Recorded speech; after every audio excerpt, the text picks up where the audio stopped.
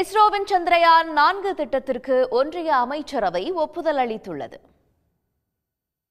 2023ஆம் ஆண்டு இஸ்ரோ அனுப்பிய சந்திரயான் 3 விண்கலத்தில் இருந்த விக்ரம் லேண்டர் நிலவில் தரையிறங்கி சாதனை படைத்தது.